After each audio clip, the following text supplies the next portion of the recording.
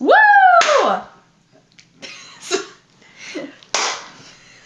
Ready? No. Ready. Hey there, this is Kate with LK Bernadoodles. And this is I am Alexis, and I am with LK Bernadoodles as well. I'm the director of training. We're getting together to talk about commonly asked questions that people commonly ask us. Ask over and All over. the time. All the time. One of the first questions that we commonly get, or I should say that we ask everybody else, is how much research have you done on the breed? The thing about Bernadoodles is that they have such a dense coat and their need for grooming is so expensive. We're probably going to try to scare you with how much grooming they need. We say it is a daily brushing. It is a time commitment every day to make sure that their coat is not free. And then it is about once a month, so every 4-week trip to the groomer, especially while they're under a year. And we say that not only for the grooming aspect, but to make sure that you're knowing that they are also learning during that process. So getting them used to being handled by a groomer, making sure that they're used to being put on a table and dropped off, and that whole scene. So the more consistent you are with them under a year, the easier they are going to be after a year, and the less your groomer hates you. True. So that's going to be a big deal, especially if you get a standard that is up to 70 pounds, making sure that they really have the appropriate manners for grooming. But what about supplies that you need for grooming? Like at home? Yes. So at home, what we'll talk about, especially in the next video that you'll see when we talk about grooming and our supplies, which is on our Amazon list, is the Chris Christensen Slicker Brush, a metal comb, detangler spray, shampoo that doesn't really strip the oils out of the coat, and what we really push for and let you know that you need is a power blower. Lifesaver. Another thing that we talk about when people call us is knowing that we do health test our dogs, knowing that we do wait for the appropriate age to breed. We don't breed them too young, we don't breed them too old, we don't overbreed. So, knowing that we do joints, we do scan or screen their eyes, thyroid, liver, patellas. And then we also do in genetic testing, and usually through Popper Genetics. So you can see all of our health testing on there, and our certificates if you look us up. This is a huge one. You want to guess what it is? A huge one. Temperament versus personality, yes. What's the personality of a puppy? So commonly what we'll talk about is how consistent we are with temperament. Temperament is more something that you can breed and handle during the first 2 months of a puppy's life. So we've been able to consistently produce a mellow, confident, intelligent temperament. So we're stacking them out in a sense like how you would do horses. We're doing oddball things, we're handling them certain ways, getting them used to all these odd things so that Loud noises. Oh yes. Fireworks, All the fun things. sirens, Yes. weird grasses, fake grass, Kids yelling, screaming. wobble board. They don't really have personalities yet. Personality is something that you mold during the first year of their life and what you allow in your home and the expectations you set for your dog. But their temperament is going to be pretty middle of the road. Take two! I know. Woo! Oh yes! Oh yes! Pickup day. Pickup day. We want pickup day to be a great experience. So we're going to throw some knowledge at you. You're going to stay here for about an hour. There'll be a puppy coma happening. Yep. So what we kind of expect from you guys before puppy pickup day is making sure that you have the list of stuff that you need. So whether it's dog food, a plastic kennel, and we'll go over why we say plastic only kennel, a snuggle buddy if you're getting a puppy fresh out the oven, and grooming utensils, and making sure you have the appropriate food, including Nuvette. Nuvette is something that we'll send you home with a couple days worth, but it's something that we really highly recommend you have for the first year at least, if not further on of their life. It's something that really helps their growth. It really maintains their intestinal lining. Having that and having that already ready and being prepared for that is going to be a great thing towards smoothing out pickup day. So especially if you've been on our waiting list or something that we've already gone over this, we usually expect the dog to be paid for at least a week prior, if not 2 weeks prior towards pickup. And we do that for a reason. We don't like to take cash at pickup. It is a huge risk to us. We pay our taxes. This is a business. And the second thing is we don't want to have any issues. We want it to be as stress and smooth free as possible, and we don't want to have any issues towards that, and it should be a pretty smooth process. What else? I know a question for you is how long puppies are in training for and what you do through the first 4 weeks of training. Sure, if you have a puppy that is, you're thinking about doing training, some of the things that you're going to have your puppy learn while they are in training is some basic commands like sit, down, wait, come, they're gonna know their name, they're gonna learn manners and boundaries, they're gonna be sleeping in a kennel all night. We really work closely with a daily schedule and try to stay as consistent with that as possible. You'll get that daily schedule whenever a puppy comes home. In your binder. In your binder, because we have a go home binder that has tons of amazing information in it that you'll get whenever pickup time does happen.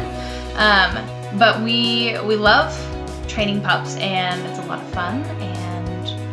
And you can follow them on their own Instagram. That's something that we really set ourselves different with, is that you're able to follow, if your puppy's in training, you're able to follow your specific puppy with that specific trainer and watch them one-on-one, learning their commands, learning their house manners, and watching for, updates. And so we're really able to bring a different factor into our training and extended training program. Yeah. Being respectful towards our time. This has become a real big one recently. And with how much time we devote towards handling puppies and making sure everything's squared away, we're still human. We still have to go to the store. We still, have to deal with our kids.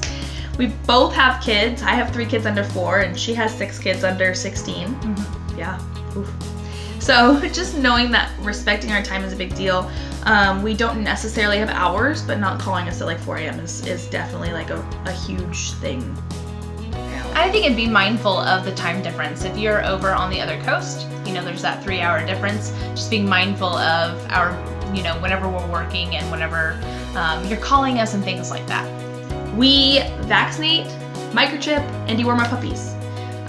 We also pre-register or register your microchips for your puppy to the information that you've given us on your contract. So making sure that information is accurate and what you want on there, we then register the second information to ourselves. So for any reason at all, if you don't pick up your phone, if your dog is picked up by animal control or stolen or anything like that, and you do not pick up, we pick up. We don't want our dogs being handed off into the wrong hands or being put into the system for whatever reason. So we want to be as responsible as possible, making sure that doesn't happen. Take 3! Harnesses. Oh, this is like a daily question I get, especially from puppy training families and families that she talks to on the phone all the time. Getting families prepared for that is a big deal. What we always want people to know, and we've both been training for years and years and years, is that a harness distributes weight for a dog to pull. So if you haven't gotten to the stage where your dog should automatically know where it should be on a walk or be in a group or whatnot, harnesses is not a tool for you to use. No harnesses. No harnesses. No choke collars. You shouldn't need it. No, you won't need it. It's not necessary. How do we deal with energy levels? We're very consistent with our dogs. We make sure that each one is getting ample amount of exercise. Walking your dog or playing in the backyard, we do not count as exercise. So when we talk about that, if for instance your dog, and it doesn't matter with any breed, if your dog is being destructive or you're not paying attention or just is like running zoomies around the house, that is a sign to know that your dog desperately needs its energy to be released. So finding a way to do that is going to be definitely a first step in our first answer to you. Making sure that you're searching those avenues to do that. For us personally, I have a lot of dogs, and each one is able to get a run out at least twice a week, and they're running like 10 miles.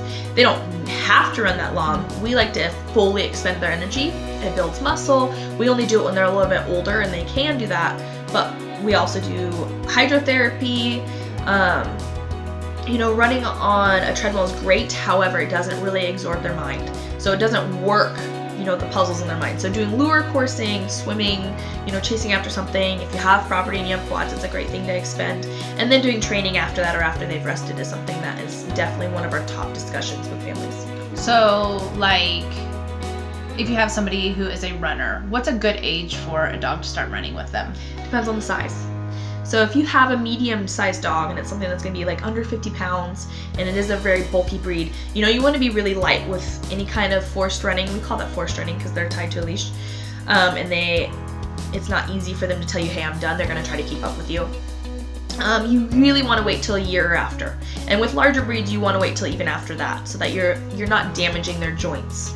So swimming is always a number one thing that we talk about doing exercise with that doesn't have any impact on their joints and doesn't cause any degradation for their hips. Mm-hmm. Take 4! We talk about only using a plastic kennel because plastic kennels are safe.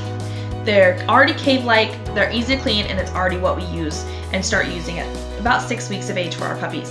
So they're already used to it. When families are getting prepared to bring home a dog, we make sure that they don't already, or they're not planning to get a wire kennel, because they're dangerous. And they're dangerous in 2 ways. The first way, and a way that we commonly, I wouldn't say commonly, but it is something that we have seen in a clinic that I worked at, is that when a puppy wants to be destructive, or if people have been lacking exercise and the dog wants to be able to get out of the kennel, what they're going to do is they're going to try to bend the bars. And so what we have seen personally is that the dog had bent the bars and tried to push out through the kennel and realized that they hadn't bent enough bars out, and they went to back up and impaled themselves. So it is something that we're kind of very touchy about. We try to educate as many people as we can towards not getting them. But because they're collapsible as well as the second reason, it causes distress in a way that we can't prep the dog for. It's not, it's not like handling them in different ways or anything like that. If a cage was to collapse on the dog and the dog to freak out, you're very close to the dog getting a heart attack or just having kind of a personality bump where they're like scared of being in their kennel and they shouldn't be. So it's something that we just avoid by doing plastic kennels. They're easy to travel with. They're easy to sanitize and clean if we need to. It's just something that's better. I think as well as talking about kennels is talking about making sure that you're getting appropriate toys. So no rawhide. Yes. No nylon toys. Nothing that has hard plastic that you can't like bend avidly. Making sure that you're not getting hooves or antlers that can break teeth. Did you say rawhide? I did say rawhide. Hey, rawhide. Rawhide's a number 1. Yeah. It's a no-no. No. Avid no-no. And so just having knowledge about those kind of toys, even though that they're sold in the stores, is something that you just want to have for the help of your dog to know not to get. What about greenies?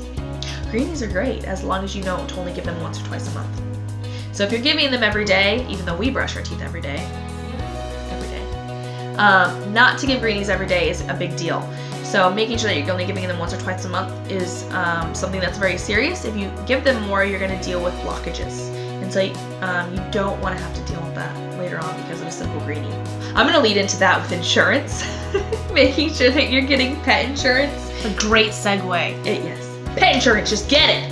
Just do it! Just get pet insurance, all right? At least for the first year. Yes. Your dog is an investment just like your vehicle. Yes. Make sure you're covered for any kind of crazy expense because these guys are prone to just somehow absorbing your underwear and socks. It's not that expensive. It's probably about $25 to $40 a month. And totally worth it. If you pick up a dog from us, we are going to avidly talk about expectations towards vaccines that we're not going to give that you're going to give at the vet unless the dog is staying for an extended amount of training. I've been a CVT for almost 10 years now, and so in clinics that I've worked, the number 1 reaction to vaccine is to lepto. The reaction is almost tenfold worse than actually getting lepto, and so we discuss that with families unless you're taking your dog hunting in Louisiana or going into a swampland that you wouldn't want to personally swim in. Your dog shouldn't need the vaccine. So making sure that you have the power to tell your vet, hey, I do not need that vaccine, please make sure that it is only a distemper parvo vaccine or whatnot is going to be very crucial towards having that puppy during those stages of life. The other thing that we talk about is making sure that you're not looping rabies in with your 4-month vaccines, that you're pushing until 5 or 6 months. That is also another vaccine that has a high reaction rate, and it's also a vaccine that just doesn't have to be done at 4 months. So if you're waiting the extra time, it's giving the puppy an ample amount of time to have its immune system work over the 5-in-1. It is a distemper parvo and it has coronavirus and antivirus 1 and 2. But making sure that you can separate it. You're not overworking that immune system and causing later effects later on, such as sensitivity to food or other such things. So that's something that we avidly push during pickup time as well. So if my puppy is not fully vaccinated, how should I handle going to the vet or going to the groomer, or can I go to dog parks or what kind of thing like that? We're gonna avidly tell you no dog parks. Not only for a disease risk, but because the risk to other dogs or other dogs to your dog. But when you're going to the vet, especially the first few months when you haven't had the puppy fully vaccinated, making sure that you pick the puppy up in the lobby of the vet, making sure that you don't allow strangers to touch its face, kind of treat it like a child in that sense, a very young baby, and make sure that you're not putting it on the ground of a pet store and no common dog areas. That doesn't mean that you can't let it play with other dogs. You know their vaccine history. Right. You still want it to, be able to play and be able to meet other dogs that you know. But during that amount of time, up until 4 months old, protecting that risk for disease is important. And what if a family gets a female dog? What are your beliefs on when they should spay, and why should they wait until then? Well, it doesn't really matter if it's female or versus male, but in our contract we say 7 to 14 months. We're always going to tell you to wait until after a year. It's healthier for their bones to grow. It's healthier for their hormones to continue. What we say is it's kind of like if you were going to spay your child at like 10 or 20. There's a huge difference there. And so letting them kind of grow into their age, it doesn't necessarily freeze them in that space, but if you alter a dog too young, you can damage their muscle growth and their bone growth, and how their structure is as an adult. So the longer you wait into our contract is always better. And so that's why we give you that gap, is because we're really thinking of the health of the dog first. When you have a female dog, going through that first heat is important. Depending on your female, you're going to notice swelling and bleeding, but it is a crucial thing to go through during that first year, making sure they have that heat first. It's a good hormonal change for them to have before being altered.